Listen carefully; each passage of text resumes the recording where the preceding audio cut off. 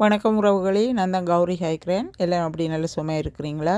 இன்றைய வீடியோவில் மிகவும் சுவையாகவும் எளிமையாகவும் வீட்டிலேயே செய்யக்கூடிய ரவை லட்டு செய்வது எப்படி என்று உங்களுடன் பகிர்ந்து கொள்ளப் போகிறேன்.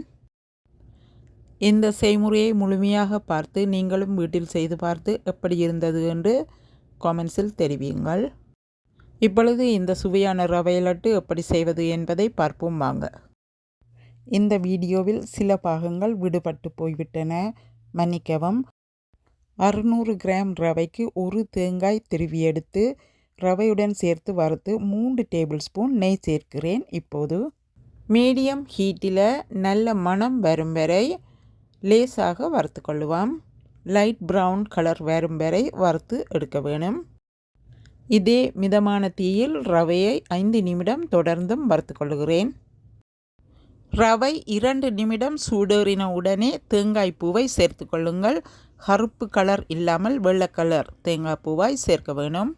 அந்த கட்டம்தான் விடுபட்டிருக்கிறது. இப்போது இன்னும் ஒரு டேபிள் ஸ்பூன் நெய் சேர்த்து கொள்ளுகிறேன். ரவை, தேங்காய்ப்பூ, நெய் மூன்றையும் ஒன்றாக சேர்த்து வறுத்தெடுக்க வேணும்.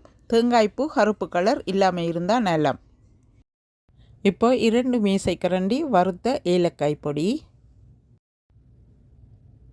திரும்பவும் 5 நிமிடங்கள் தொடர்ந்து வறுக்கிறேன். ஏலக்காய் பவுடரின் வாசம் காணாமல் இருக்கிறது, அதனால் இன்னமும் 2 டீஸ்பூன் சேர்க்க போகிறேன். 1 2 ஏலக்காய் பவுடரை ரவையோடு சேர்த்து வறுத்து பார்க்கும்போது வாசம் தூக்கலாக இருக்க வேணும்.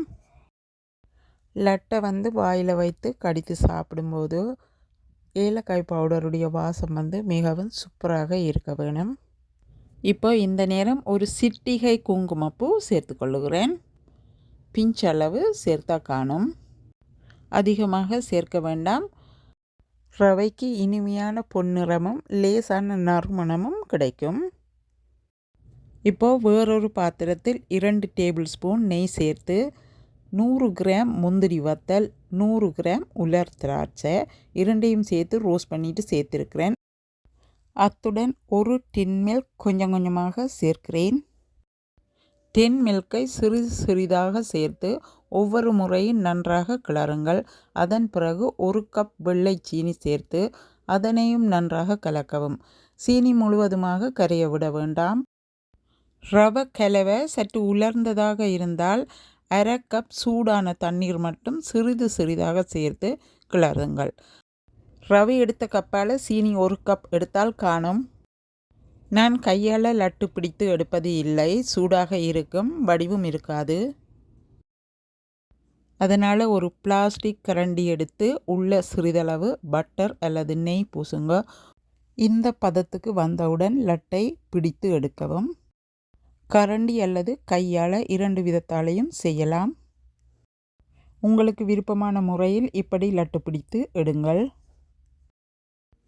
இந்த லட்டு ரெசிபி எல்லாரும் செய்கிறது கிடையாது, தேங்காய் பாலில் கூடுதலாக செய்வினம். இப்போது ஒரு ரவா லட்டை 2ஆக பிரித்து காட்டுகிறேன். உள்ளே எப்படி இருக்கிறார் என்று பாருங்கள். மிகவும் மிருதுவாக உள்ளது. இந்த ரெசிபி உங்களுக்கு பிடித்திருந்தால் தயவுசெய்து இந்த வீடியோவை லைக் பண்ணி ஷேர் பண்ணி என் சேனலுக்கு சப்ஸ்கிரைப் செய்யாத நேயர்கள் சப்ஸ்கிரைப் பண்ணுங்கள். என்னுடைய சமையல் வீடியோக்களை பார்த்து தொடர்ந்தும் ஆதரவு அளித்து வரும் அனைவருக்கும் என் மனமார்ந்த நன்றிகள். இன்னும் பல சுவையான சமையல் குறிப்புகளுடன் மீண்டும் உங்களை சந்திக்கிறேன். நன்றி, வணக்கம்.